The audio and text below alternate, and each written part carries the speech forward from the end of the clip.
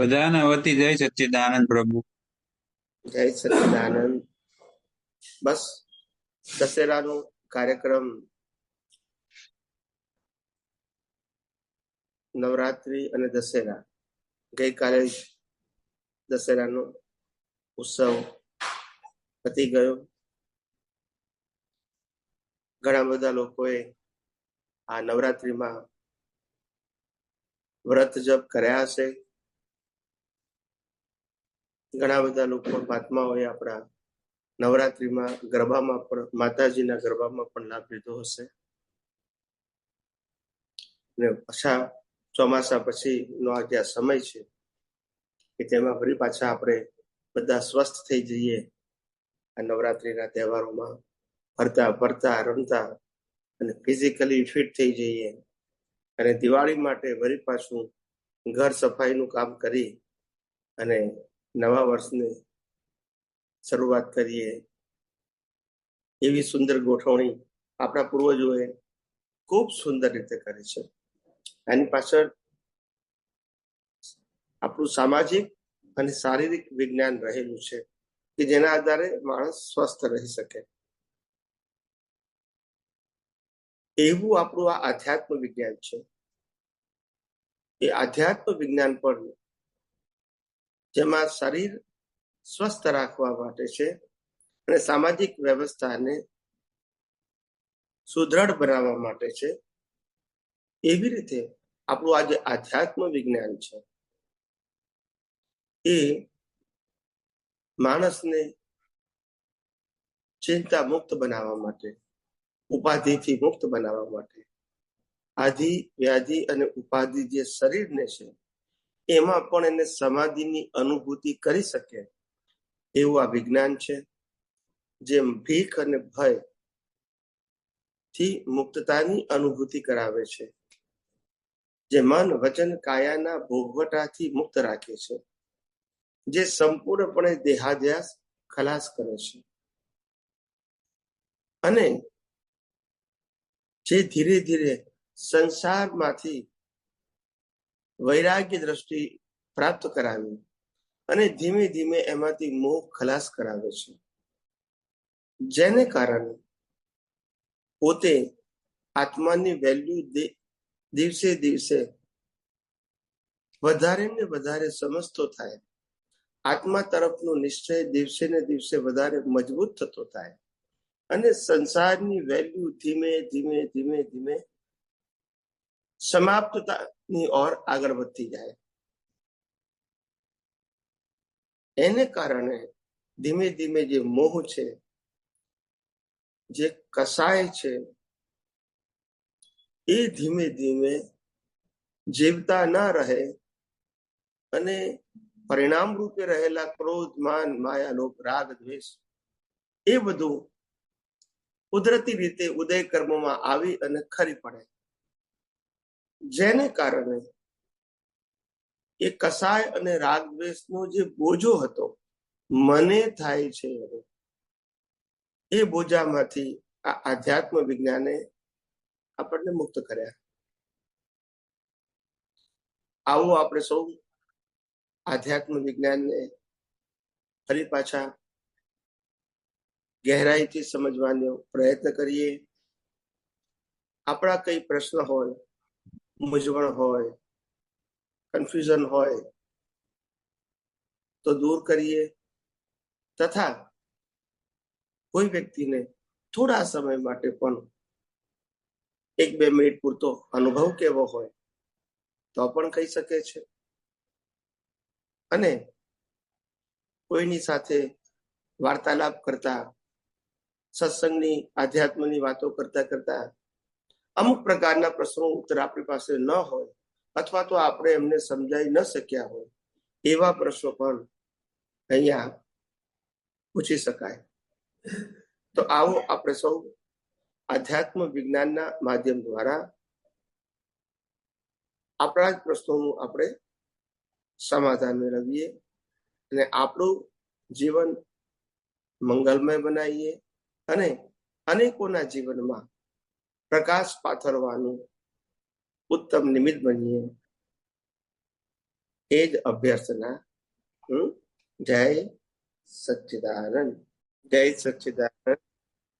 હવે મારો પ્રશ્ન એ છે કે પોતાનો આત્મા જ જગતમાં સર્વોપરી છે, પણ અહંકારથી હું મોટો નથી. તો સ્વામીજી સમજાવો ને, અહંકારથી મોટો કઈ રીતે આત્મા ન હોઈ શકે? અહંકાર તો આત્મા અને દેહની હાજરીમાં ઊભી થયેલી બિલીફ છે, બીજું કશું નથી. એનું વાસ્તવમાં કોઈ અસ્તિત્વ નથી, એનું કોઈ ફોર્મ નથી. કોઈ કે અહંકાર ક્યાં છે, તો શરીરમાં છે, તો કે શરીરમાં નથી, તો કે આત્મામાં છે, તો કે આત્મામાં નથી. આ બેની વચ્ચે બિલીફ રૂપે ઉભો થયો છે.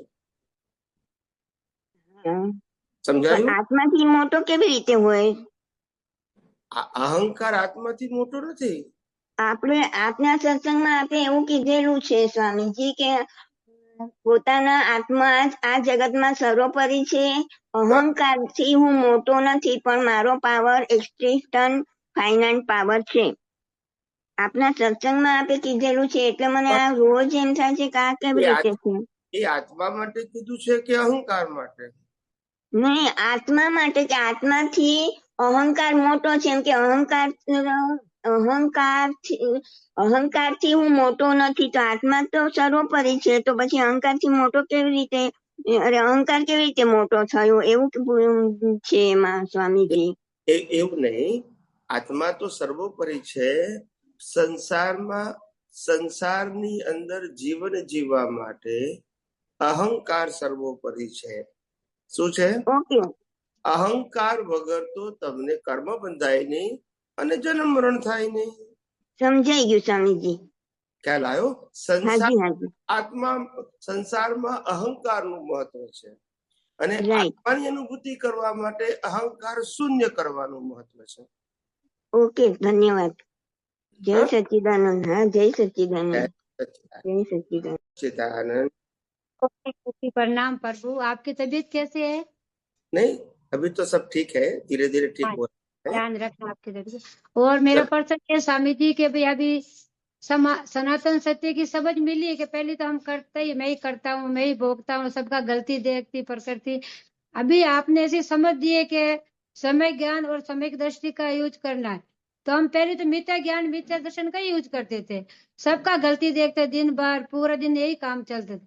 अभी ये समझ मिली तो स्वामी जी संयोग जानने के बाद याद आता है ये कुदरती रचना है, पहले याद नहीं आते, वो संयोग के साथ में याद नहीं आते। कोई बात नहीं, धीरे धीरे अपनी प्रैक्टिस इतनी मजबूत बनाओ। हाँ जी।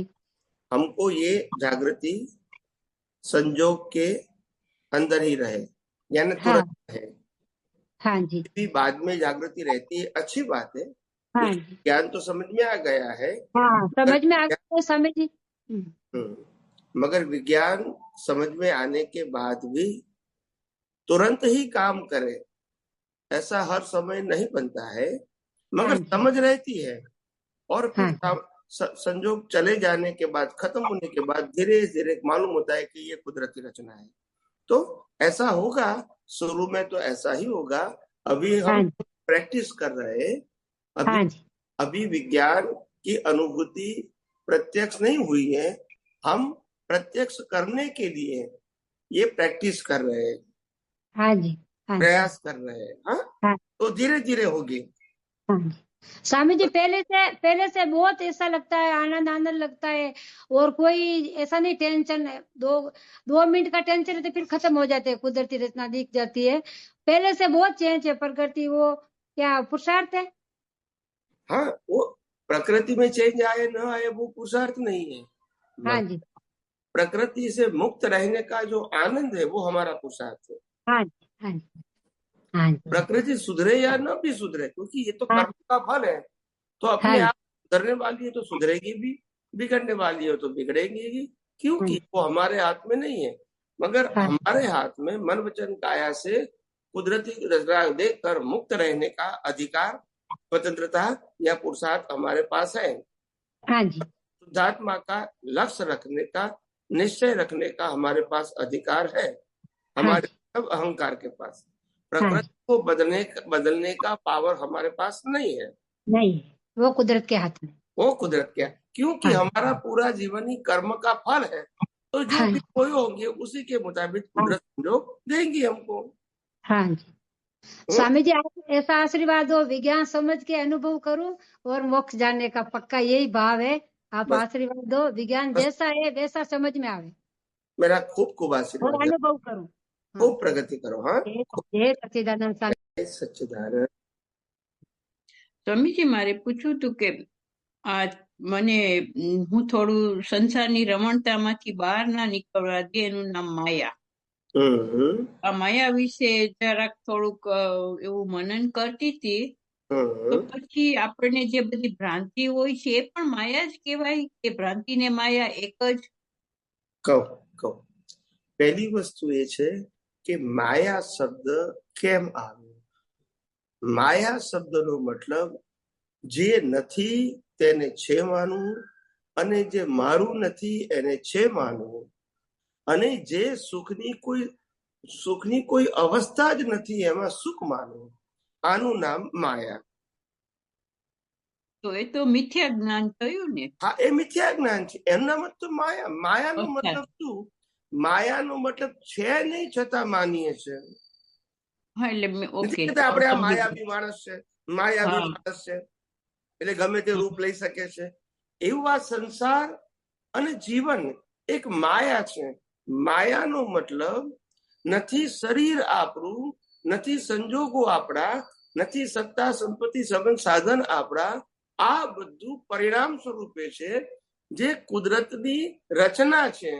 એને એટલું મારું લાગે છે, મેં કર્યું લાગે છે, મેં ભોગવ્યું લાગે છે, બસ એ બધી માયા છે. અને ઓકે. માયાનું કારણ અજ્ઞાન છે. હા, મિથ્યા જ્ઞાન, અજ્ઞાન, માયા ત્યાં એક મિથ્યા જ્ઞાન આનામાં મિથ્યા આવે. દર્શનને કારણે એ માયા તમારામાં જીવતી છે. અને મિથ્યા જ્ઞાન મિથ્યા દર્શન ધીમે ધીમે સમાપ્ત થશે તો માયા સમાપ્ત થઈ જશે. ઓકે. તો ભ્રાંતિ તો પછી સાવ ડિફરન્ટ કહેવાય ને. હા, એ પણ આપણે રિલેટિવ ને ભ્રાંતિનું કારણ માયા છે, અને માયાનું કારણ મૂળ અજ્ઞાન છે. હા, બરાબર. અજ્ઞાન વગર માયા કઈ રીતે અસર કરે? સંજોગો ભલે હોય, સંજોગો તો રામ નહીં હતા, મહાવીર નહીં હતા, પણ પણ અસર ના અજ્ઞાન, કરી ને. હા, અજ્ઞાન હોય તો એ આપણને હા. એટલા માટે કીધું કે આ વિજ્ઞાન એટલી મોટી વસ્તુ છે, સમજમાં ગમે જેટલું આવે એટલું આપણને. આ વિજ્ઞાન એટલી ઊંચી વસ્તુ છે કે જેમ જેમ સમજમાં આવશે, જેમ જેમ ઉપયોગમાં અનુભવમાં આવશે, એમ આપણને પોતાને આ વિજ્ઞાન ઉપર અહોભાવ થશે. કારણ કે આ કુદરતનું વિજ્ઞાન છે, સનાતન સત્ય છે. આનાથી ઉપર કોઈ વિજ્ઞાન નથી, માત્ર અનુભૂતિ છે. બરાબર. હા હા. અને આપણે આટલા વર્ષોથી જોયું કે આટલા બધા લોકોએ અલગ અલગ એંગલથી પ્રશ્ન પૂછ્યા, પણ વિજ્ઞાનની અંદર ક્યારે સિદ્ધાંતનું ખંડન નથી થતું. ના, બરાબર. જ્યારે ધર્મની વાતો હોય, સામાજિક વાતો હોય, એની અંદર સિદ્ધાંત ના હોય, પણ ધર્મના શાસ્ત્રોનો એક વ્યૂ પોઈન્ટ હોય, વ્યક્તિનો વ્યૂ પોઈન્ટ હોય. ખ્યાલ આવ્યો? એ વ્યૂ પોઈન્ટ બીજા એક્સેપ્ટ ના કરે. બરાબર છે. હા. પણ વિજ્ઞાનમાં તો કોઈને એક્સેપ્ટ કરવું કે ના કરવું એ પ્રશ્ન એટલા માટે નથી આવતો કારણ કે વિજ્ઞાન વ્યૂ પોઈન્ટ નથી. હા, બધાને ડાયજેસ્ટ કરતા, સ્વીકારતા, સમજતા થોડી વાર લાગે, કારણ કે રિલેટિવ સત્યના સર્કલથી ઉપરનું જ્યારે વિચારે તો જ સનાતન સત્ય એને સમજાય. પણ રિલેટિવ સત્યની માયાજાળમાંથી એ બહાર ન નીકળે તો એને વિજ્ઞાન સમજાય નહીં, વિજ્ઞાનની વેલ્યુ પણ ના સમજાય. તો સ્વામી તમે કહો છો કે જ્યારે તીર્થંકર હોય ત્યારે એવું હોય કે બધાને આ વિજ્ઞાન સમજાતું જ હોય? ના ના ના ના ના સમજાય. ના, એટલે એમના જે ફોલોવર્સ હોય એટલે નહીં, ફોલોવર્સ બી નહીં, એમને સાંભળનારાને પણ નહીં. વિજ્ઞાન બધાને ના સમજાય. ભગવાનની વાતો ગમે, ભગવાનનો કર્ણપ્રિય અવાજ ગમે, ત્યાંનું વાતાવરણ ગમે, ત્યાં દેવી દેવતાઓ હાજર હોય ગમે, સમોસણ દેવી દેવતાઓ બનાવ્યું હોય, ત્યાં પ્રભાવના મળતી હોય, ઠંડક લાગે એમની હાજરીમાં. વિજ્ઞાન ના સમજે, વિજ્ઞાન ના સમજે, તો બહુ ત્યારે જૂજ લોકો સમજે, જૂજ લોકો. એટલે કેવળ જ્ઞાની ને ગણધરો તો લઈને આવ્યા હોય આગલા ભાવમાં, Yes. એટલે એ લોકોનો તો પ્રશ્ન જ નથી કે એ લોકો વિજ્ઞાન ના સમજે. ના, એ લોકો ગણધર છે, કેવળ જ્ઞાનીઓ છે, એ બધાનો પ્રશ્ન ના આવે. હા, તો પછી એમની આપણે એટલે હ્યુજ કયો એટલે કેટલા ઘણા પામી જાય છે એમ કહે છે કે ઘણા બધા બહુ જૂજ લોકો પામે, બહુ જ એટલા બધા ના પામે. Very few people they understand the science. ના સમજે એ લોકો. હા, ભગવાનની વાતોને શુભ આશયમાં લઈ જાય અને પછી પુણ્યના માર્ગે આગળ વધે. અને પછીના ભાવમાં કે જયારે તીર્થંકર મળશે ત્યારે એ લોકોને ઓપનિંગ ખરું કે મળે ત્યારે બને એવું બને કે એમની વાતો જે સાંભળી હોય એ કદાચ આગળ જતા એને ઉઘાડ કરવામાં હેલ્પ કરે. બની શકે. તો અમને એવું જ નહીં થયું હોય કદાચ, કારણ કે દાદા તો કહેતા હતા કે આ બધા મહાવીરના સમયમાંથી થઈને આવેલા છે, તો અમે પણ એવા પુણ્ય કર્યા કે પછી જ્ઞાની મળી ગયા છે, તો અમે હવે આ ઉઘાડ થાય છે. બની શકે ને એવો રેફરન્સ હોઈ શકે ક્યાં ના પણ હોઈ શકે. આગલો પાછલો કોઈ રેફરન્સ એવો હોઈ શકે. આપણને દેખાતું નથી એટલે આપણે શ્યોર ના કહીએ, પણ હોઈ શકે એમ કહીએ છીએ. હા, અને પોઝિટિવ રહેવાનું કે હા એવું જ છે, એટલે આપણે જ્ઞાન ના છોડવું નથી અને જેટલું કામ કાઢી લેવાય એટલું કામ કાઢી લઈએ. યસ. એટલે જેટલું તમને આ વિજ્ઞાનમાં રસ પડે છે, વિજ્ઞાનની ઇમ્પોર્ટન્સ સમજાય છે, એનું કારણ તમારું ડેવલપમેન્ટ છે. નહીં તો વિજ્ઞાનમાં રસ ના પડે લોકોને. એટલે એ જ હું કહેવા માંગુ છું કે જગતના ધર્મોની દ્રષ્ટિએ વિજ્ઞાન શુષ્ક છે. કેવું છે? શુષ્ક એટલા માટે કે જેમાં ક્રિયાકાંડ નથી, રંગીનતા નથી. હા, ડલ લાગે. જે ધર્મોમાં ફ્લેવર છે ને, જે એ ફ્લેવર આમાં નથી. એટલે ધર્મના લોકોમાં જે રંગીનતાને આધારે ગમતો હોય એવું આમાં ફ્લેવર ના હોય. યસ. અને માટે લોકોને વિજ્ઞાન એમ લાગે, ઘણા લોકો નથી લાગતું વિજ્ઞાનમાં કઈ કરવાનું નહીં. એને એવું લાગે કઈ કરવું એ જ આપણા માટે ઇમ્પોર્ટન્ટ છે. એટલે એનું જે વિઝન છે કે પ્રકૃતિ દ્વારા કઈ કરવું, અને એના આધારે મને એમ લાગે કે મારી પ્રગતિ થશે. ખ્યાલ આવે ને? કારણ કે એ ના સમજાય, કારણ કે વિજ્ઞાન એ દ્રષ્ટિનો વિષય છે, મન વચન કાયાનો વિષય જ નથી. પણ એ સમજતા જેને પ્રકૃતિમાં બહુ રસ છે, ભલે સામાજિક નહીં પણ ધાર્મિક પ્રકૃતિમાં રસ હોય, ઉપવાસ, તપ, જપ અને શુભ ક્રિયા કરવામાં, પૂજા પાઠ, માળા ગણવી, ધ્યાન કરવું, આ બધામાં રસ હોય માણસને. એટલે એને આર્ટ ઓફ લિવિંગ કહેતા હતા, હવે આપણે આર્ટ ઓફ વિઝન મળ્યું છે. આપણે તો આર્ટ ઓફ વિઝન છે. હા, એટલે એ દ્રષ્ટિ બેસી ગઈ છે. પણ જે ત્યારે તમે ડેવલપમેન્ટની વાત કરો ને ત્યારે આવા ઘણી વાર વિચાર આવે કે આપણે પણ જો મહાવીરમાંથી આવું થોડું લઈને આવ્યા છીએ એટલે જ આ મળ્યું છે. કેમ બધાને કહીએ છીએ આવવાનું, કરીએ છીએ, તો એ લોકોના કઈ ખુલતા જ નથી એવા પગલા કે અમે આવીએ ને સાંભળીએ, કે વિડીયો મોકલીએ તો ખુલી જ નથી હજી, કે એવું બધું. એટલે ખરેખર આ તો જે અહીંયા બધા જોઈન થાય છે કે જે તમારે સાંભળે છે બહુ જ પુણ્યશાળી છે. એટલે કહું છું ને કે આ ડેવલપમેન્ટ લઈને આવ્યા છે. કામ કેવું છે કે પ્રયાસ કરતા રહેવું, એ જ અમારું જીવન છે. કેટલા પામે છે, કેટલા સમજે છે, કેટલા ઉપયોગ કરે છે, કેટલા અનુભવ કરે છે, એવું ક્યારેય જોવાનું નહીં. નિરંતર પ્રયાસ કરતા એ જ અમારું જીવન છે. હા, એમાં આ પર્યુષણ વખતે એવું ઘણું બધું થયું કે આપણે બધાને વાત કરીએ, બધું કરીએ એમ, એટલે એના ઉપરથી અનુભવ થાય. બીજું સ્વામીજી પૂછવું હતું કે આપણે કહીએ છીએ કે જગત, મેં આ લખ્યું હતું એટલે મેં વાંચ્યું છું, મેં તમારું જ કઈ સાંભળ્યું હતું, એમાં જગત પ્રતિષ્ઠિત આત્મામાં પ્રતિબિંબ થાય છે, મૂળ આત્મામાં નહીં. મૂળ આત્મા તો સૂર્યની જેમ પ્રકાશે છે, પ્રતિબિંબ કરતો નથી.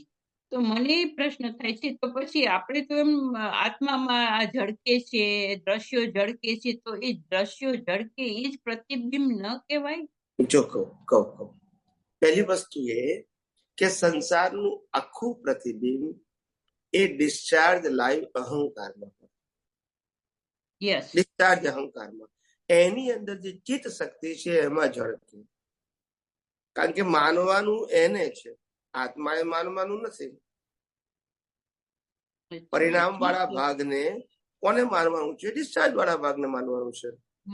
એને જ ફોકસ થાય છે, એને જ સમજાય છે, એને જ લાગે છે કે આ બધું કરેક્ટ છે, એને જ લાગે કે મેં કર્યું, એને જ લાગે છે મેં ભોગવ્યું. ખ્યાલ આવ્યો? પણ આત્માના પ્રકાશની હાજરીમાં, હા, એ પ્રકાશની હાજરી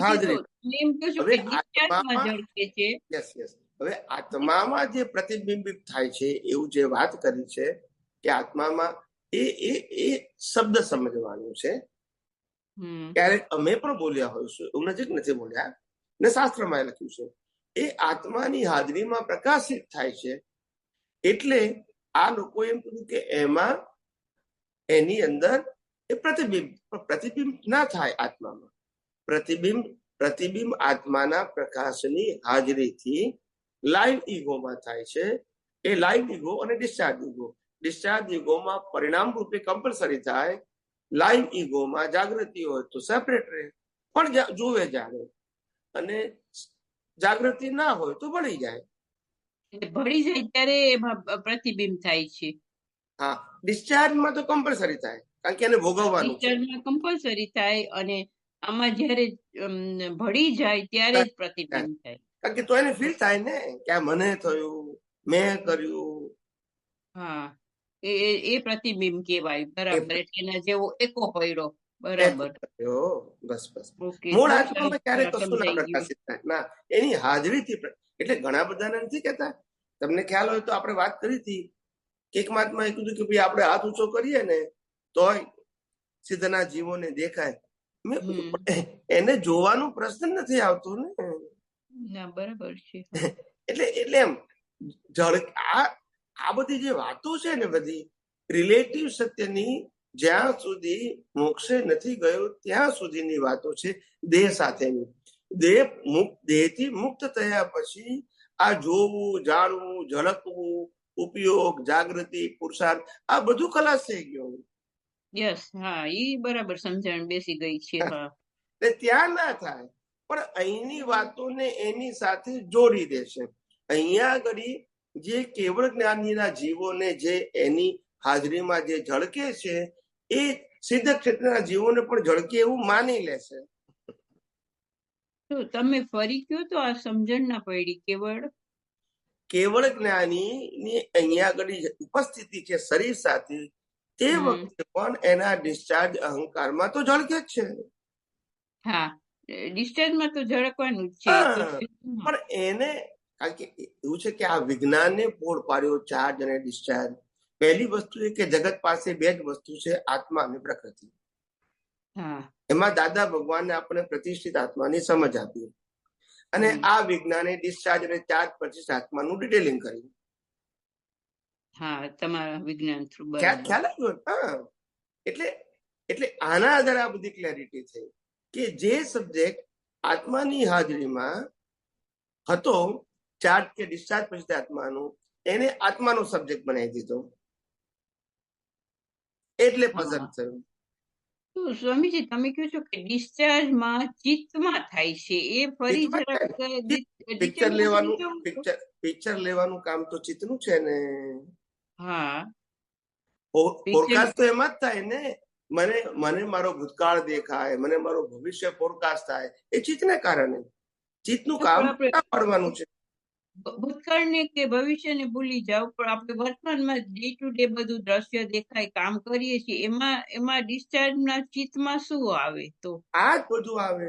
આ દેખાય છે તે એ કામ કરતી વખતે તમને પ્રકૃતિનો અનુભવ પણ કામ લાગે, પાછલા અવતારનું ડેવલપમેન્ટ પણ કામ લાગે, વર્તમાન સંજોગોનું જ્ઞાન પણ કામ લાગે એમાં. પણ એ પરિણામ વાળા ભાગમાં કામ લાગે, પુરુષાર્થ વાળા ભાગમાં નહીં. જેમ આપણે નોકરી ધંધો કરતા હોય તો મને 10 વર્ષ થાય એટલે મને અનુભવ થયો કહેવાય. એ અનુભવ પછી મને ભૂતકાળમાં થયેલી ભૂલો આજે આવે સંજોગ તો એને સુધારી શકું, એ પરિણામ વાળો ભાગ ખરો. પણ પરિણામ વાળા ભાગની અંદર પણ આ જે દેખાય છે બધું, એ રિયલ પુરુષાર્થ તો નથી. પણ પરિણામનું ડેવલપમેન્ટ છે. તો અત્યારે હું અહીંયા તમારી સાથે સત્સંગ કરું છું અને પછી મારા થોડીક વાર એવી ખોવાઈ જાઉં છું કે મારે 5:30 આ કરવાનું છે. અહીંયા અત્યારે 4:45 વાગ્યા છે, તો આ પછી 5:30 આ કરવાનું છે, આ કરવાનું, એ બધું ચિત્તમાં જ થાય છે ડિસ્ચાર્જમાં, બરાબર ને? એટલું ચિત્તમાં નહીં, મન, બુદ્ધિ, ચિત્ત અને અહંકારનો રોલ છે. હા, એ બધું ભળે છે, પણ જે મને ક્યાંય જવાનું હોય ને ઈ થાય, એ બધું ચિત્તમાં, યસ યસ યસ, સિમ્પલમાં, એટલે હું સમજી શકું. ના કઈ વાત નહીં. એટલે મૂળ ધર્મની ભાષામાં એને મન કીધું છે અને મનના 4 ફંક્શન કીધા છે. હા, એ એક જ છે, પણ એના જુદા થાય એટલા માટે. કારણ કે જગતના લોકો તો સીધું મનને જ જાણશે, ચીચની બુટ ડેલિંગ નહીં જાણે. આ તો આપણે વિશેષ ફોર પાડ્યો સમજાય એટલા માટે. મન, બુદ્ધિ, ચિત્ત, અહંકારી સાથે જ કામ કરે છે, second of a moment. Yes, અને વસ્તુ એક જ છે, પાછી 4 નથી. હા, એક જ છે, તો બહુ સમજ. એના 4 ફેસીસ થી ફોરકાસ્ટ થાય છે, એનું બિહેવિયર ફોરકાસ્ટ થાય છે. જય સચ્ચિદાનંદ. Thank you. જય સચ્ચિદાનંદ, જય સચ્ચિદાનંદ, જય સચ્ચિદાનંદ પ્રભુ. આની સાથે લિંકમાં છે ને, અમને મહાત્માઓને એવું લાગતું હતું પહેલા કે લાઈ પ્રતિષ્ઠિત આત્મા પ્રકૃતિને જોવે જાણે છે, એટલે પ્રકૃતિ શું કરે છે એવું. પણ તમે એવું 1-2 સત્સંગમાં કીધેલું છે કે લાઈ પ્રતિષ્ઠિત આત્મા દ્રશ્ય રૂપે પ્રકૃતિને જોતો જાણતો નથી, એ જ્ઞાન દર્શનના ઉપયોગથી કુદરતી રચના જોવે છે. ડિસ્ચાર્જ અંતઃકરણ એની પોતાની માન્યતા પ્રમાણે, જ્ઞાન દર્શન પ્રમાણે એ જોવે જાણે છે, અને એની પાછળ લાઈ પ્રતિષ્ઠિત આત્મા જ્ઞાન દર્શનથી જોવે છે. હા, એટલે ડિસ્ચાર્જ વાળું જુએ એ તો એના માટે ફરજિયાત છે. અજ્ઞાની હોય તો જુએ જાણે તો જ પુરુષાર્થ કરી શકે ને પ્રભુ. હા, એટલે લાઈવ ઈગો પાસે ફિઝિકલ આંખ નથી ને પ્રભુ, એ જ્ઞાન દર્શન થી જ જોવે જાણે. હું એક કહું, પણ એ મિથ્યા જ્ઞાન, મિથ્યા દર્શન આવે. હા, એ તો આપણે વાત કરી કે મિથ્યા જ્ઞાન, મિથ્યા દર્શન વાળો પણ ડિસ્ચાર્જ વાળા ભાગને જુએ જાણે છે, ભળી જાય છે, તારે તો નવું કર્મ બંધાય છે પ્રભુ. હા, કર્મ કેવી રીતે બંધાય? જો લાઈવ ના ભળે તો કેવી રીતે બંધાય? ના બંધાય. એટલે મને એવું સમજાય પ્રભુ કે લાઈવ ઈગોમાં મિથ્યા જ્ઞાન દર્શનનો પડદો આવી જાય ને, ત્યારે પેલું જે ડિસ્ચાર્જમાં અંતઃકરણમાં પ્રતિબિંબ પડતું હતું, જે વિચારવાણી વર્તન ઉકલતું હતું, એનું પ્રતિબિંબ પડે છે મિથ્યા જ્ઞાન દર્શનથી. નહીતર જોઈ લે, કુદરતી રચના જોવે તો કોઈ તકલીફ નથી. કર્મ બંધાય છે. હા, કુદરતી રચના એટ એ ટાઈમ જોવાય તો કોઈ સવાલ જ નથી. પડદો આવી જાય છે મિથ્યા જ્ઞાન દર્શન નો. Yes yes yes yes. જય એટલે મિથ્યા જ્ઞાન દર્શન છે, માટે ભળે છે અને માટે પુરુષાર્થ. Yes yes. હા પ્રતિભાબેન, અનમ્યુટ કરો. પૂછવું છે? હા, એટલે વધારે બરાબર છે, વધારે સમજ આવી મને કે આજે જરાક તમે કહ્યું ને ભાઈ કે એટલે એના ઉપર ક્લિયરિટી આવી ગઈ કે આ પ્રતિબિંબ નું મને જરાક ગૂંચવાડો થતો હતો કે લાઈવમાં કેવી રીતે પડે દ્રશ્યમાં, પણ હવે ડિસ્ચાર્જમાં કહ્યું એટલે એ બરાબર બેસી ગયા, હવે ના ભૂલાય. એટલે જેમ જેમ બીજું વાંચન આપણે કરીએ કે સત્સંગ સાંભળીએ ને, એમ પછી ક્લિયરિટી આવતી જાય. Yes yes. આવા બધું જો પૂછાઈ ગયું હોય ને તો એટલે ઓલો પઝલ ના રહીએ કે આ કેની વાત કરે છે, શું કરે છે એમ. હા, જય સચિદાનંદ. બરાબર છે, જય સચિદાનંદ. મારો સવાલ એ હતો કે મન, વચન અને કાયાની જે બેટરી છે એ કઈ રીતે ચાર્જ થાય છે? અત્યારે આમ ડિટેલમાં સમજવું હતું. અત્યારે બેઝિક ખબર છે કે ભાઈ અહંકાર થી ચાર્જ થાય આત્માની ગેરહાજરીથી, મતલબ જાગૃતિ ના હોય તો. એટલે એવું સમજણ પડે અત્યારે કે ભાઈ વધારે પડતી તીવ્ર ઈચ્છા જે કરી હોય તો એ રૂપકમાં આવે, પછી ઓછી ઈચ્છા હોય તો મનથી કે સ્વપ્ન રૂપે કે વાણીથી આવે, એવું સમજાતું હતું. એટલે એના ઉપર જરા આપનું જ્ઞાન જરા પાડો. એટલે આમાં કેવું છે કે કર્મ બાંધવાની જે પ્રક્રિયા છે, એ પ્રક્રિયાને પહેલા આખી આપણે સમજી લેવાની. હું આજે શોર્ટમાં રિપીટ કરું છું, પણ બીજા બધા સત્સંગોમાં બહુ ડિટેલમાં કીધું છે. તો સિમ્પલ વાત એ છે કે જે અહંકાર પાસે જે મિથ્યા જ્ઞાન, મિથ્યા દર્શન છે, એને કારણે એ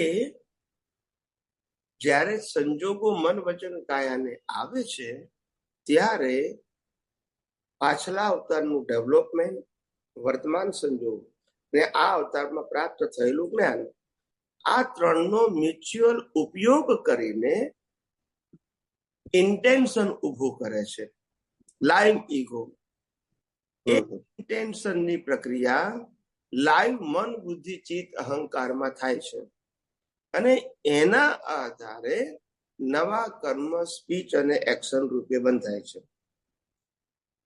એ સ્પીચ અને એક્શનના કર્મો આખા લાઈફના ભેગા થઈને કુદરત પાસે જાય છે અને કુદરત બોલવાના અને ક્રિયા કરવાના સંજોગો શરીર સાથે કુદરત આપે છે અને મન, બુદ્ધિ, ચિત્ત, અહંકાર જે છે એ તમે પ્રોસેસ કરેલું નેક્સ્ટ બર્થમાં ડિસ્ચાર્જ રૂપે કામ કરે છે, જેના આધારે સંજોગો તમે ભોગવી શકો. સમજાયું?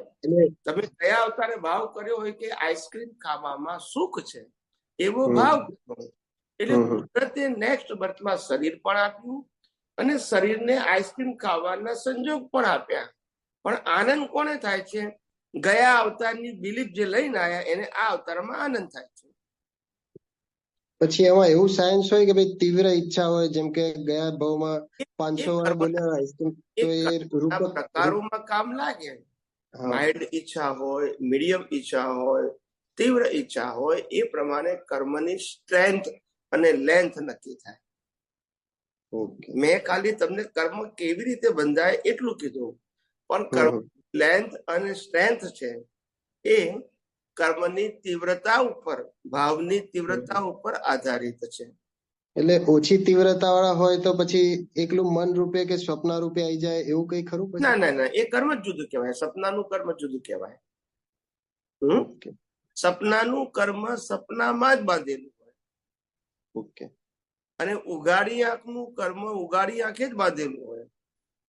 ઓકે. અને માતાના ગર્ભમાં જે ભોગવીએ એ કર્મ ગર્ભમાં જ બાંધ્યા હોય. Okay okay. તો પછી અંતસ્કરણ નું જે આ રૂપકમાં આવે છે, તો અમુક અંતસ્કરણ નું બધું આવે છે ને રૂપકમાં, અંતસ્કરણ નું અંતસ્કરણમાં જ ભોગવી લેવું પડે, એટલે મન, બુદ્ધિ, ચિત્તથી જ અંતસ્કરણ જ ભોગવે છે. શરીર તો કુદરતનું છે, સંજોગો કુદરતના છે. ખાલી પેલું માને છે કે હું ભોગવું છું, શું કીધું? નહીં, એટલે મારો સવાલ એ હતો કે આંખોથી આવતું નથી, આંખોથી દેખાતા નથી જે કર્મ, જે રૂપકમાં ઇનશોર્ટ નથી આવતા, અને જે બધું અંદરથી સફરિંગ થાય કે બધું, તો એ અંદરનું ચાર્જ કરેલું આ ભાવમાં અંદરથી સફરિંગ કરાવે, એવું સમજી શકાય? કર્મ કર્મ કેવળ જ્ઞાની સિવાય કોઈ જોઈ શકે નહીં, પણ કર્મ ફળ બધાય જોઈ શકે. ઓકે. કર્મ ના જોઈ શકે, કેવળ જ્ઞાની જોઈ શકે. ઓકે. અને એનું રિઝલ્ટ પણ કુદરત આપે છે, એનું પણ સાયન્સ છે. અને એ રિઝલ્ટ જયારે આપે છે ત્યારે પોતે જોઈ શકે અને બીજા જોઈ શકે. ઓકે. અને જે આત્માની જાગૃતિમાં રહીને કર્મ જે કરે છે, તો પછી એને કર્મ બંધાતું નથી, પણ શરીરને ભોગવટો આવે. ફોર એક્ઝામ્પલ, અર્જુને લાખો લોકોની હિંસા કરી, તો અર્જુનના શરીરને ભોગવટો આવે? અર્જુનનું શરીર કે કોઈ પણ દુનિયાની વ્યક્તિનું શરીર એ કર્મ ભોગવવાનું સાધન હોય, પછી મહાવીર હોય, કૃષ્ણ હોય કે રામ હોય. એટલે જે ભાવમાં જે ભોગવટો આવે એ પ્રશ્ન એટલા માટે ના આવવો જોઈએ કે શરીર ભોગવવાનું સાધન છે, પછી એને આવે કે ના આવે નો પ્રશ્ન ક્યાંથી આવે? એટલે આ જે અસાતાવેદનીય જે પેલું કે ને કન્સેપ્ટ, કર્મફળ ને કર્મફળ અને કર્મફળ આવે ને સાતાવેદનીય પણ બે કર્મ છે. ના, એટલે આ લાઈફ બાબતે જ સવાલ હતો કે કર્મફળ અને કર્મફળ પરિણામ. એટલે ફોર એક્ઝામ્પલ, કર્મફળ અર્જુનનું એવું હતું કે ભાઈ લાખો લોકોની હિંસા, તો પછી એ કર્મફળનું પરિણામ એને આ જ ભાવમાં મળે કે ભાઈ આ ભાવના શરીરને જ કર્મફળ છે. ઓકે. એનું પછી પરિણામ આત્મજાગૃતિ. કર્મ ક્યારે બંધાય કે અજ્ઞાનતાથી માને કે મેં હિંસા કરી, તો પછી કર્મ બંધાય. ઓકે. પણ કુદરતી રચના જોવે, આખા અર્જુનને જ કુદરતી રચના જોવે, અર્જુનની અવસ્થાને જ કુદરતી રચના જોવે, તો પછી કર્મ કેવી રીતે બંધાય? બરાબર. અને લાસ્ટ ક્વેશ્ચન સ્વામીજી એ હતો કે અમુક વિડીયોમાં એવું સાંભળ્યું છે કે મહાવીર ભગવાને એવું કીધું હતું કે ભાઈ ચોથા આરામાં આટલા એકાવતારી થશે, પાંચમા આરામાં આટલા એકાવતારી થશે, તો પછી આ તો પુરુષાર્થ નો સવાલ છે. તો પછી એ એડવાન્સમાં કઈ રીતે કહી શકાય કે ભાઈ આટલા એકાવતારી થશે? ના ના ના, કોઈ એવું છે કે એકાવતારી થશે કે નહીં એવું કોઈ પ્રિડિક્શન કોઈ વ્યક્તિ ના કરી શકે સાહેબ. ભલે કોઈએ કીધું હોય તો જુદી વસ્તુ છે, દરેકના પોતપોતાના વ્યૂ પોઈન્ટ છે એને કહેવાનો અધિકાર છે. પણ જ્યાં સુધી કોઈ વ્યક્તિ એક અવતાર પછી મોક્ષે જવાનું હોય એવી સ્થિતિમાં ન આવે ત્યાં સુધી કોઈ એને પ્રિડિક્શન ના કરી શકે. અને કેવળ જ્ઞાનીને ખબર પડે ક્યારે, પણ એ તો ક્યારે સતયુગમાં હોય તો, આ કાળમાં તો કોઈ એક અવતારી હોતું જ નથી. અને સ્વામીજી જાગ્રત ભાવ ની વ્યાખ્યા શું કહેવાય? કે સમાધિ મરણ થાય તો જ જાગ્રત ભાવ કહેવાય? આપણે જે કહીએ છીએ ને કે મેક્સિમમ 15 જાગ્રત ભાવે મોક્ષ થાય, તો જાગ્રત ભાવ એટલે સમાધિ મરણ નહીં. જાગ્રત ભાવ નો મતલબ થાય કે તમે જે હું કોણ છું અને જગત કોણ ચલાવે છે આની જાગૃતિ તમને નેક્સ્ટ બર્થમાં રહી તો એ જાગ્રત ભાવ કહેવાય, ના રહી તો એ જાગ્રત ભાવ ના કહેવાય. તમે પશુઓનીમાં ગયા તો એ ભાવ કાઉન્ટ ના થાય, તમે નરક ગતિમાં ગયા તોય કાઉન્ટ ના થાય, દેવ ગતિમાં ગયા તોય ના થાય, અને મનુષ્ય ભાવમાં જાગૃતિ ના રહી તોય કાઉન્ટ ના થાય. અત્યારે આપણી જ વાત કરીએ તો આમ 15 મિનિટ અડધો કલાક જેવું જ આમ જ્ઞાન જાગૃતિ રહેતી હોય, એમ છૂટાપણું જુદાપણું રહેતું હોય, તો પછી એ જાગ્રત ભાવ ગણાય કે ના ગણાય? આટલું ઓછો સમય ચોક્કસ ગણાય. જાગૃતિમાં ક્વોન્ટિટી નો સવાલ નથી. તમને બેનિફિટ પછી જેટલી જાગૃતિ રહેશે એટલો મળશે, પણ જાગૃત ભાવ તો કહેવાય. તમારી પાસે જાગૃતિ રહી, હું કોણ છું ને કરે છે કોણ, એનો તમે થોડો ઘણો ઉપયોગ કર્યો તો એ જાગૃતિ જ કહેવાય. ભલે 5% તોય જાગૃતિ. એવા મેક્સિમમ 15 ભાવ ને પછી ધીમે ધીમે આપણા ભાવથી જાગૃતિ વધતી જશે. Yes yes yes. Okay, thank you. જય સચિદાનંદ. ઉષાની બેન બોલો બોલો. સ્વામીજી, મને છે ને પ્રશ્ન આપતો સૂત્ર હતું. બોલો. કોઈ જીવને કોઈ પણ જાતના કામમાં લેવાની ઈચ્છા ના હોય ત્યારથી જ કરુણા ઉત્પન્ન થાય. પરસ્પર આધાર છે ત્યાં સુધી કરુણા ના હોય. આધારી ના હોવું જોઈએ. પોતે કોકનો આધાર થાય ખરો, પણ પોતે આધારી ના હોય કોઈના. તો એટલે મને જરાક સમજવું હતું કે આધાર ના હોવું જોઈએ. એવું છે કે એ એવું કહેવા માંગે છે કે મુક્ત પુરુષો કોઈને માર્ગદર્શન આપે ખરા, એ રીતે આધારિત કહેવાય, પણ પોતે એવું ના માને કે મારા કારણે એને મળ્યું. એ આધારિત ના હોય. મુક્ત પુરુષ એને કહેવાય કે જે મુક્તતાની અનુભૂતિ કરે છે અને બીજાને સમજાવવા પ્રયત્ન કરે છે, એટલે બીજા માટે એ મુક્ત પુરુષ આધાર કહેવાય. પણ મુક્ત પુરુષ પોતે એવું ના માને કે હું એને આધાર આપું છું. એ તો કુદરતી રચના જોતા હોય. અને કામમાં લેવાની ઈચ્છા ના હોય ને ત્યાંથી જ કરુણા ઉત્પન્ન થાય. શું કીધું? કોઈ પણ જીવને કોઈ પણ જાતના કામમાં લેવાની ઈચ્છા ના હોય ત્યારથી જ કરુણા ઉત્પન્ન થાય. કામમાં લેવાની? હા. શેનું કામ? આપતા સૂત્ર છે 3. કામમાં પણ શું? પણ એ ખબર ના પડે. કોઈ જીવને કોઈ પણ જાતના કામમાં લેવાની ઈચ્છા ના હોય ત્યારથી જ કરુણા ઉત્પન્ન થાય.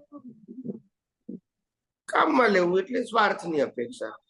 વ્યવહારમાં સ્વાર્થની અપેક્ષા એને કામમાં લીધું કહેવાય. બરાબર. સ્વામીજી આશીર્વાદ આપો કે મમ્મીનું નિધન થઈ ગયું પછી મને બહુ ડિપ્રેશન. સ્વામીજી, જય સચ્ચિદાનંદ. હમણાં તમે સ્ટાર્ટિંગમાં પ્રાર્થના કરાવો છો, બરોબર છે? આપણે કરીએ હમણાં પ્રાર્થના થોડી. યસ. તો એમાં આપણે એમ બોલીએ છીએ કે કોઈને દુઃખ ના થાય મારી બિહેવિયર થી કે કઈ, બરોબર? એમ જ છે ને પ્રાર્થનામાં કે કોઈને દુઃખ ના થવું જોઈએ મારા બિહેવિયર થી કે કઈ. સમજી ગઈ. બરાબર. હવે એ તો એના વ્યવસ્થિત પ્રમાણે જ બિહેવ કરશે, બરોબર છે જીવ તો વ્યવસ્થિતમાં લખેલું છે ને ડિસ્ચાર્જ એનું થઈ રહ્યું છે.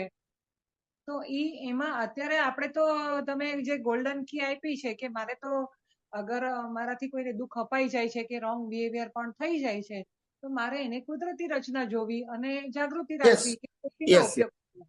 તો પછી એ પ્રાર્થના આપણે શું કરવા કરીએ છીએ? તો પછી તો અધરવાઇઝ તો એ જ કીધું ને કે આપણે ક્યારે પ્રાર્થનાને પુરુષાર્થ કહેલું છે?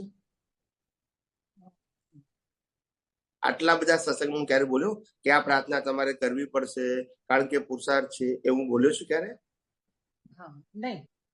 તો પુરુષાર્થ નથી માટે ઉદય કર્મ છે. ઓકે, એટલે પ્રાર્થના તો ઉદય કર્મ તો હું શું કરી શકું? મેં તમને બધાને આજ્ઞા કરી હોય કે તમારે બધાએ આધ્યાત્મની પ્રગતિ માટે હું જે બોલું છું એ રોજ બોલવું તો બરાબર છે. તો હું એને પુરુષાર્થ કહું છું, પણ એવું મેં કોઈને કીધું નથી.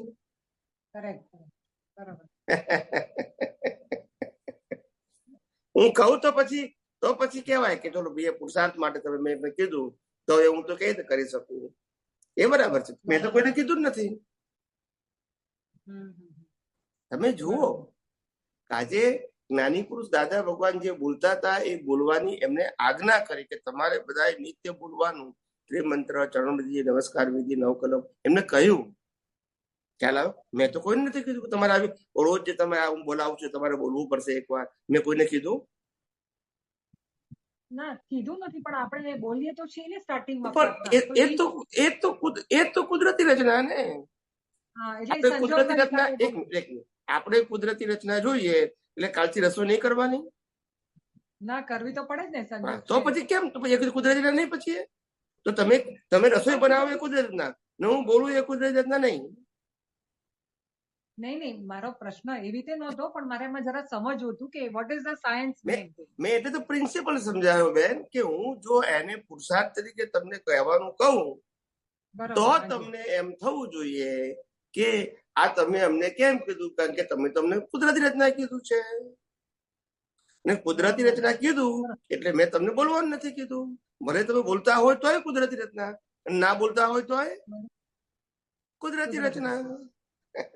મેં આજ્ઞા રૂપે તમને આપ્યું હોય કે પુરુષાર્થ રૂપે કે આ તમે બોલશો તો તમારો પુરુષાર્થ કહેવાશે, તો જ તમારો મોક્ષ થશે, તો બરાબર છે. તો પછી એ સિદ્ધાંત ના કહેવાય પછી. બરોબર. સ્વામીજી તમે એવું નથી કીધું, પણ મને થોડુંક આની ઉપર સમજવું હતું એટલે મેં તમને કઈ વાંધો નહીં, સમજવાનું તો થાય દરેક. ના અને તમે પૂછો તો હું ખુલાસો કરું ને બેન.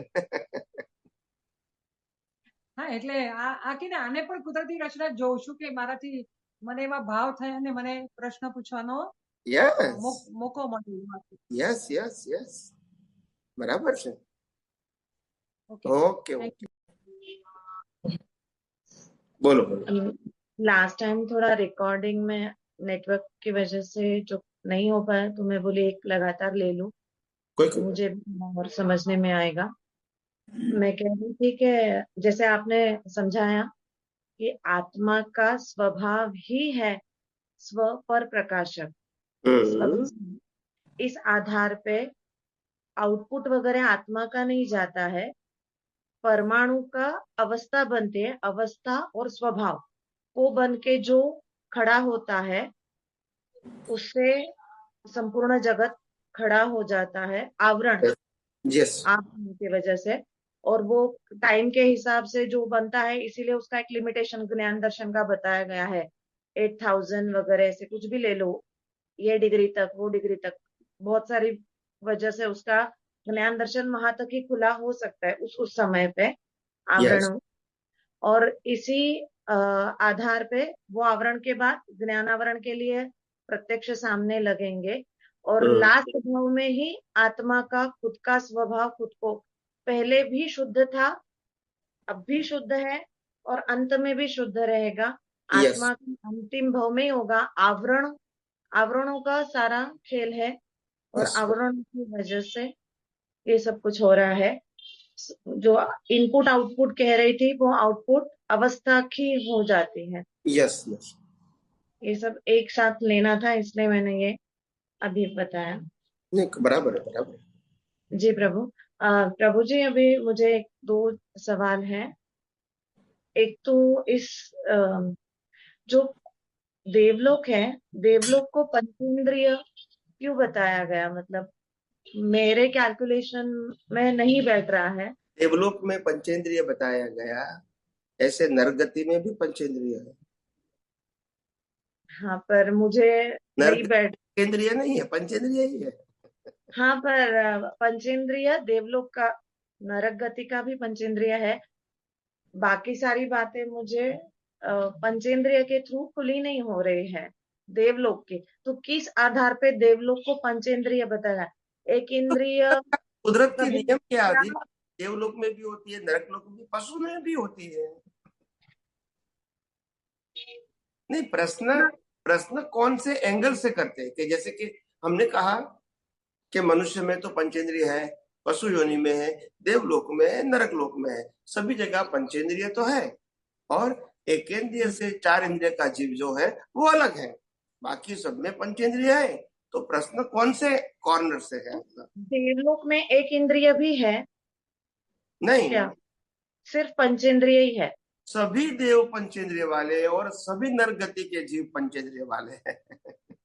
अच्छा, एकेंद्रिय पंचेंद्रिय, एकेंद्रिय से पंचेंद्रिय का जो स्लैब है वो यहाँ है, नहीं प्रभु जी, पूछने का तरीका है देवलोक में नहीं है, क्योंकि नरकलोक देवलोक को कर्मों की भुगतान का साधन है। वो पंचेंद्रिय में से ही वहां गए जी प्रभु। और एक पंचेंद्रिय वो निगोद में से आए, इसलिए यहाँ एक इंद्रिय, 2 इंद्रिय, 3, 4 होती है।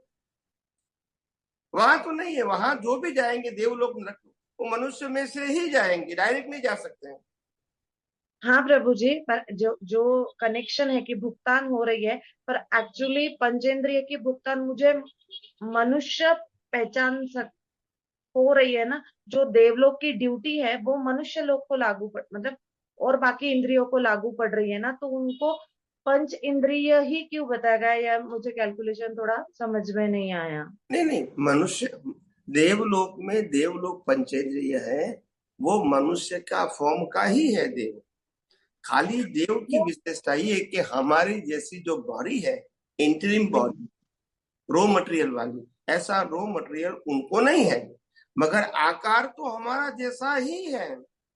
पर ऐसा समझ में नहीं आता। समझ लिया कि ट्रांसपेरेंट है, हल्के है, उनकी परछाई नहीं है, हड्डी वड्डी मज्जा तंतु वगैरह ये सब, खून पेशाब मूत्र ये सब नहीं है, नहीं है, ये सब समझ में आ गया। पर पंचेंद्रिय ही कैसे? वो कैलकुलेशन मेरे को खुला ही नहीं हो रहा है। मैं जो समझ रही हूँ उसमें मुझे एक इंद्रिय ही नजर आता है, 5 इंद्रिय कैसे बोला ये मेरे को समझ में नहीं आ रहा। वो मैंने कहा ना कि देवलोक नरकलोक दोनों मनुष्य भव के बाद ही मिलता है, निगोद में से कोई नहीं जा सकते है देवलोक नरकलोक में। और दूसरी बात की जो देवलोक में है, सभी देव का पंचेंद्रिय का रूप होता है, उनको इनका उपयोग करना है नहीं करना है वो एक अलग सब्जेक्ट है, मगर उनका जो फॉर्म होता है वो 5 इंद्रियों वाला ही फॉर्म होता है।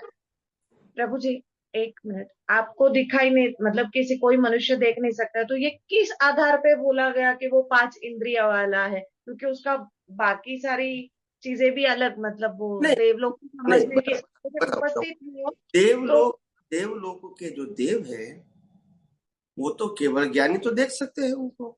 नहीं प्रभु जी, उपस्थित होना तो जैसे कोई सिद्धि वाला भी समझ सकता है, कोई आज जैसे भी उपस्थित है तो उसका उपभोग लेने वाले भी कुछ लोग समझ पा रहे हैं। और फिर 5 इंद्रिय कहाँ से बताया? 5 इंद्रिय बताया नहीं, 5 इंद्रिय है, उसको वर्णन किया है। ऐसा नहीं कि उन्होंने बनाया, ये कुदरती रचना के मुताबिक, जैसे ह्यूमन का जो फुल फॉर्म है वो 5 ज्ञानेंद्रिय 5 कर्मेंद्रियों में का होता है। ऐसे देवलोक भी है, उसका भी बॉडी जो होता है वो 5 ज्ञानेंद्रिय 5 कर्मेंद्रिय का होता है, सेम नर्क गति का होता है। तो मैं ऐसा कुदरत की रचना है, ये कोई स्पेशल नहीं है किसी के लिए। ये बात मैं अपने आप को समझा रही हूँ कि वो है, तो देवलोक का उपभोग मनुष्य लोक लेता है, इसीलिए 5 इंद्रिय बोला गया। नहीं नहीं नहीं नहीं नहीं नहीं, देवलोक में फॉर्म ही 5 इंद्रिय का होना जरूरी है सभी देवों का। जैसे सभी मनुष्य के लिए 5 ज्ञानेंद्रिय होती है, 5 कर्मेंद्रिय होती है, ऐसे वहां है, कॉमन कोई स्पेशल नहीं है। हाँ वो है, उनका फॉर्मेट ही 5 इंद्रिय से बना हुआ है, चाहे देवलोक है चाहे नरकलोक है, सभी जीवों की बात है, कोई स्पेशल नहीं है जी। और फॉर्मेट बनाने का मतलब कुदरत ने ही ऐसी फॉर्मेट बना दिया। हाँ बना दिया, पर समझ में तो तो सारे मतलब कोई स्पेशल नहीं है, आप समझो मेरी बात। जैसे मनुष्य को 5 ज्ञानेंद्रिय क्यों दिया, 5 कर्मेंद्रिय क्यों दिया, तो वही तो कुदरत रचना है। प्रभु जी एक एंगल दूसरा लेती हूँ मैं, कि जैसे अग्नि देव कहते हैं, वायु देव कहते हैं, जल देव कहते हैं, तो वो मुझे ऐसे लगता है कि एक इंद्रिय का फॉर्म आया, तो फिर इसको 5 इंद्रिय में मैं समझ गया। देखो वायु, अग्नि, आकाश, वनस्पति, पृथ्वी, सबका जो देव होता है वो देव अलग है, और जो वायु देव बताया मतलब वो उसका वायु आकार नहीं है, वायु को मैनेज करने वाला, आप समझे, हवा को मैनेज करने वाला, पानी को मैनेज करने वाला, अग्नि को मैनेज करने वाला, पृथ्वी को मैनेज करने वाला, वो देव है। वो जीव जो एकेंद्रिय है वो देव नहीं है, उनको मैनेज करने वाला है। जैसे मैंने कोई 2 इंद्रिय वाला प्राणी को पाला है, मैं उसको खाना पीना खिलाता हूँ, नहलाता हूँ, सब कुछ उसकी मरम्मत करता हूँ, तो वो 2 इंद्रिय है, मैं उसकी मरम्मत करता हूँ, मेरे को थोड़ी 2 इंद्रिय है। हाँ तो इसीलिए मैंने बोला ना कि मनुष्य भुगत रहा है, इसीलिए कह मनुष्य तो कोई 5 इंद्रिय है, भले वो 1 इंद्रिय जीव का या 2 इंद्रिय जीव का वो रक्षण करे, 3 इंद्रिय जिसकी 3 इंद्रिय उसका भी रक्षण करे, 4 इंद्रिय उसका भी करे, मगर उससे मनुष्य तो क्या मतलब है अगर नहीं भी करे। हाँ वही मुझे उसके पीछे का 5 तो इंद्रिय। देवलोक का जो देव है वो वरुण देव का मतलब होता है, वो वरुण का कंट्रोल करने वाला देव, वरुण नहीं है वो। पोर्टफोलियो समझते हैं? जी जी जी। पोर्टफोलियो दिया है कुदरत ने उसको कि यू हैव टू मैनेज। अग्नि काय को अग्नि का मैनेजमेंट करना है, वनस्पति काय को वनस्पति का मैनेज करना है, पृथ्वी काय को पृथ्वी का मैनेज करना है। तो ये मैनेज करने वाला देव है, वो पृथ्वी काय नहीं है उनका, पृथ्वी तो एक इंद्रिय है। हाँ वही उसको मैनेज करने वाला देव 5 इंद्रिय है। हाँ इसी आधार पे मुझे एक इंद्रिय ज्यादा से ज्यादा 2 इंद्रिय, तो मैंने सोचा कि 5 इंद्रिय भुगत रहे हैं। ठीक है, मैं और एंगल समझने का प्रयास करूंगी। उससे कोई मतलब ही नहीं है। अगर मैं खेती करता हूँ, मैं तो एक इंद्रिय वनस्पति लगाता हूँ, तो क्या वो एक इंद्रिय है, तो क्या मैं एक इंद्रिय वाला हूँ?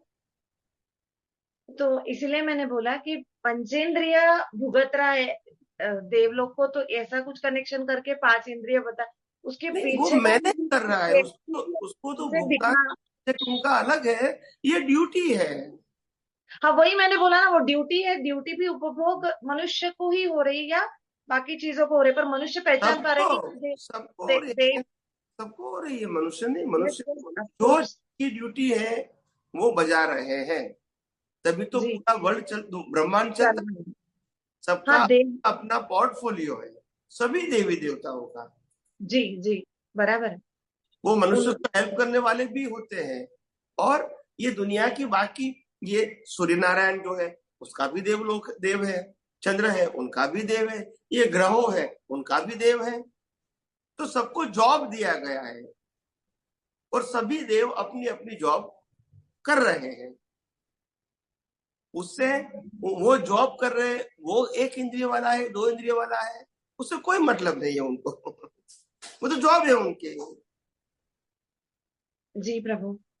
प्रभु लगभग 1 साल पहले जो अनुभूति, मतलब जहाँ पे भी थे, 1 साल में समझण पक्की होती गई।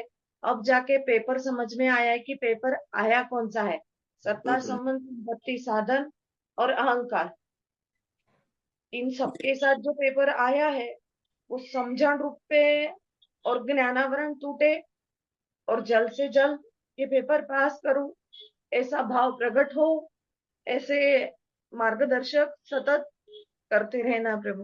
जरूर जरूर मेरा खूब खूब आशीर्वाद है, खूब प्रगति करो। हाँ, जय सच्चिदानंद, जय सच्चिदानंद प्रभु। जय सच्चिदानंद।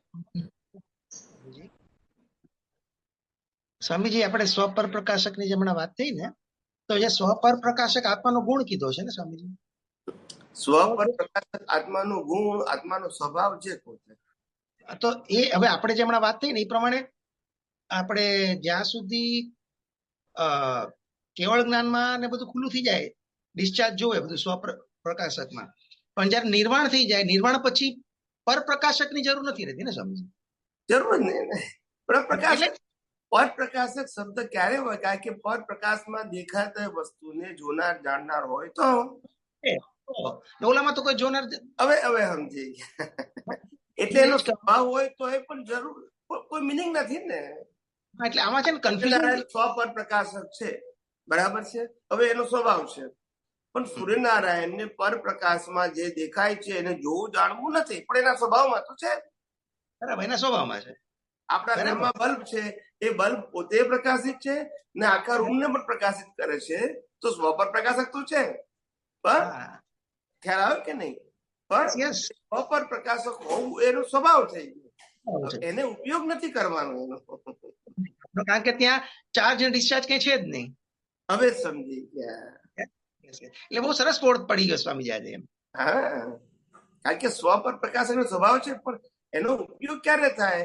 જયારે તમે સંસારમાં હોય ત્યારે.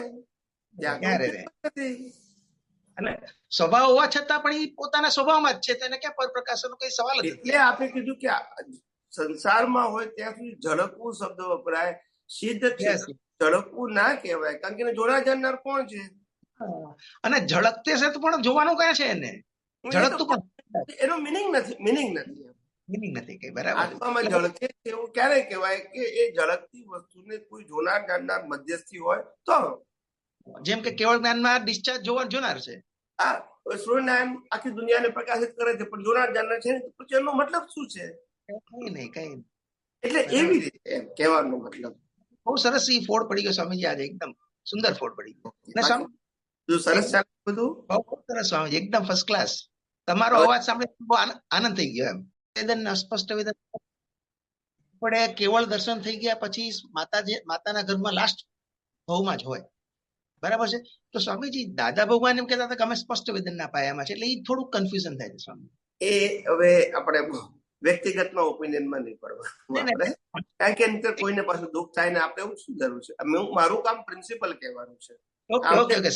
ના થયું એ મારાથી ના કહેવાય, ઓપિનિયન કહેવાય. આપણે ફર્સ્ટ વેદન લાસ્ટ બર્થમાં થાય એઝ અ પ્રિન્સિપલ. હવે થયું કે આમને ના થયું એને ઓપિનિયન કહેવાય. આપણે સિદ્ધાંત સમજી લેવાનું કે લાસ્ટ બર્થ જેનું હોય એને માતાના ઘરમાંથી સ્પષ્ટ વેદન થાય. હવે કોઈનો પણ છે તો પછી આ પ્રિન્સિપલ છે, નથી તો પ્રિન્સિપલ નથી, પતી ગયું. પણ છતાં કોઈ વ્યક્તિ કોઈ આશયથી એંગલથી કીધું હોય બની શકે, માટે એના ઉપર આપણે હું ઊંડા ઉતરવું નથી. એંગલ હોય તો સમજવા માટે, બાકી બરાબર છે આપની વાત, બરાબર છે. કારણ કે કોઈને પણ કઈ પણ કહીએ ને તો પછી એને લાગે કે દાદા ભગવાન માટે આવું કીધું, એવું લાગી જાય. અને કેટલા બધા લોકોની શ્રદ્ધા હોય છે. આપણું કામ શ્રદ્ધા તોડવાનું નથી, આપણું કામ સિદ્ધાંત જગત સમક્ષ રજૂ કરવાનું છે. સીધી ના થાય એમ, કોન્ટ્રોવર્સી ઉભી જાય ને તો પછી. હા, આપની વાત આ તો શું ક્યારેક વાંચ્યું ને એટલે પછી મને એમ થાય આ મને બેસી ગયું છે પ્રિન્સિપલ. સ્વામીજી પ્રિન્સિપલ એકદમ સ્પષ્ટ બેસી ગયો છે, માતાના ગર્ભમાંથી સ્પષ્ટ વેદન. ઘણા આજે તમે એવું કહેતા સાંભળતા હશો કે અમને આત્માનો અનુભવ થોડો થોડો થાય છે. એ તો બધું ક્લિયર થઈ ગયું કે આત્માનો અનુભવ લાસ્ટ બર્થ સિવાય કોઈને ના થાય. કોઈ કહેતું હોય તો પછી જો કે દરેકને પોતાનો અધિકાર છે. બરાબર છે. આપણે વ્યક્તિગત કોઈના વ્યૂ પોઈન્ટ ની વાત કરતા નથી, જેનો જે હોય તે. આપણે યુનિવર્સલ જેનું જે હોય તે. પ્રભુ આપની કૃપાથી તો એ બધું એટલું ક્લિયર થઈ ગયું છે ને સ્વામીજી, કે જે છે એ બોલે એમ આપણા મગજમાં ક્લિયર છે. લાસ્ટ ભાવ પછી કેવળ પછીના ભાવમાં થશે સ્પષ્ટ, અને પછી મોક્ષ થશે ત્યારે સ્વભાવમાં સ્થિર થઈ જશે પોતાના. અને આપણે માટે જ કીધું કે લાસ્ટ ભાવમાં એટલા માટે પુરુષાર્થ ના હોય, પુરુષાર્થ હોય નાયો અહંકાર, આ બધું કોરિલેટેડ વાત કરી છે. એટલે એ સ્પષ્ટ વેદન જવા દો, સ્પષ્ટ સમજ આવી ગઈ છે સ્વામીજી. સમજ આવી ગઈ, વેદન આવશે. હવે સ્વામીજી આપની કૃપાથી એટલો બધો વિશ્વાસ છે ને સ્વામીજી કે સ્પષ્ટ વેદનના વે પર છે અમે. સ્પષ્ટ વેદન it will definitely follow. It will definitely follow. Yes yes. સ્વામીજી અત્યારે પ્રતિભાબેને જે શરૂઆતમાં કીધેલું ને કે આપણે મહાવિદ્ય ક્ષેત્રમાં બધાને સમજ હશે કે નહીં, એટલે ત્યારે ઈ પરિપ્રેક્ષમાં અત્યારે છે મારા શાળાને ત્યાં આવ્યો છું. અમે 15-20 જણા ભેગા થયા છીએ. એક બેડરૂમમાં છે ને હું બેઠો અને મારા સાઢુભાઈ છે ને એ બધી ક્રિયાઓમાં ને બધામાં બહુ આમ સારું છે એમ. અમે પણ બેસીએ ને એમને પણ મોકો મળે સાંભળવાનો. એટલે તમારું સ્ટાર્ટિંગની સ્પીચ એમણે સાંભળી પછી પાછા બેસી ગયા એમ. એટલે આ બધું આપણે પુરુષાર્થ કરીએ પછી ઉદયમાં છોડી દેવાનું એમ કે દરેક ભાઈ મહાવીરનું એમની વાઈફ નથી સાંભળતી. હા બસ બસ બસ. એટલે માનવાનું નહીં, આપણે આપણા પ્રયત્ન એક પોઈન્ટ પ્રકૃતિનો સ્વભાવ છે કે પોતે કંઈક પામ્યા હોય તો બીજા પામે એવો પ્રયાસ કરે. પામે કે ના પામે એ આપણા હાથમાં નથી. આપણે તો પ્રયત્ન કરીએ છીએ એક હ્યુમન તરીકે. Yes yes yes. એટલે પ્રયત્ન કરે તો એ ગુસાલક ના સમજે તો મહાવીર શું કરે? કુદરતી રચના જ જોઈ મેં સ્વામીજી. કુદરતી રચના એટલું સ્પષ્ટ. હું તો આ તો ખાલી શેર કરું છું મારો અનુભવ કે તમે માયા બોલતા હતા ને માયાની ડેફિનેશન, એટલે મેં તમને કીધું પણ કરું, જો આવી માયાની ડેફિનેશન તમને કઈ સાંભળવા નહીં મળે. સાંભળો એટલે પાછા મોબાઈલમાંથી બહાર આવ્યા, પછી સાંભળી પછી પાછા વહ્યા. એટલે આપણે